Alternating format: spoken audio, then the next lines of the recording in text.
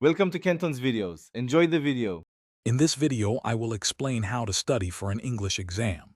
First, familiarize yourself with the exam structure, including question types and time limits.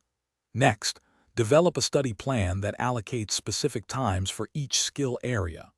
This structured approach ensures you cover all necessary material without feeling overwhelmed. Remember to prioritize areas where you need the most improvement for efficient study. To master reading, engage with various texts like articles, essays, and literature daily. Focus on understanding the main arguments and supporting evidence. When building vocabulary, learn words within sentences or paragraphs to grasp their nuances. Don't just memorize definitions. Try using new words in your own writing and conversations. This active approach makes vocabulary stick. For writing, practice crafting various essay types, such as argumentative or descriptive, under timed conditions. Pay close attention to essay structure, clarity, and coherence. Systematically review grammar rules, focusing on areas like verb tenses, punctuation, and sentence structure.